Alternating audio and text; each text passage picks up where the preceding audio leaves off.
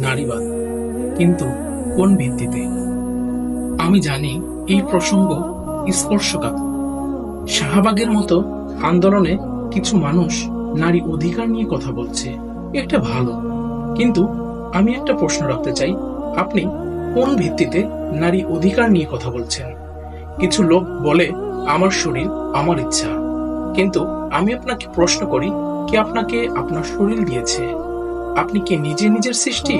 আল্লাহ আজ্জা ওয়াজাল্লাহ আপনাকে সৃষ্টি করেছেন, তাহলে আপনি কিভাবে নিজের শরীর নিয়ে এমন দাবি করতে পারেন যা সৃষ্টিকর্তার নির্দেশনার বাইরে? কোরআনের দৃষ্টিভঙ্গি কি নারীর স্বাধীনতা বিরোধী? একেবারেই নয়।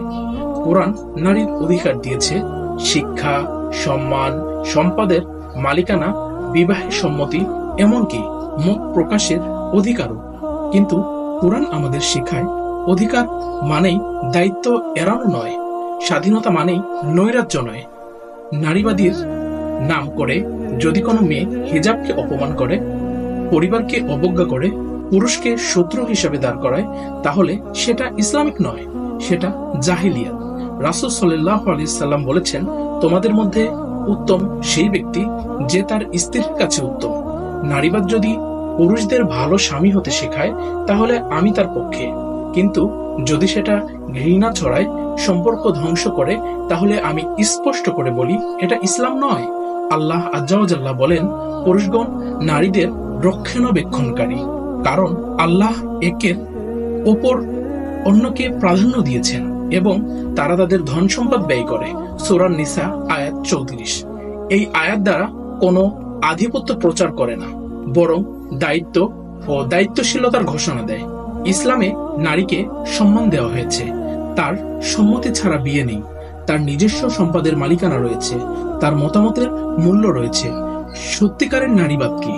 সত্যিকারের নারীবাদ হলো ফাতিমা রাদিয়াল্লাহু তাআলা আনহার মতো হওয়া, আয়েশা রাদিয়াল্লাহু তাআলা আনহার মতো জ্ঞানী হওয়া, খাদিজা রাদিয়াল্লাহু তাআলা এর মতো উদ্যোক্তা হওয়া। তারা আল্লাহর বিধানের বাইরে গিয়ে স্বাধীনতা খোঁজেননি, বরং আল্লাহর দেওয়া মর্যাদাতেই তারা ছিলেন সর্বোচ্চ সম্মানিত। শাহবাগের নারীবাদ যদি কোরআনের আলোকে চলে, আমরা তার পাশে, কিন্তু যদি সেটা আল্লাহর বিধান অস্বীকার করে চলে, তাহলে সেটা আমাদের আদর্শ হতে পারে না।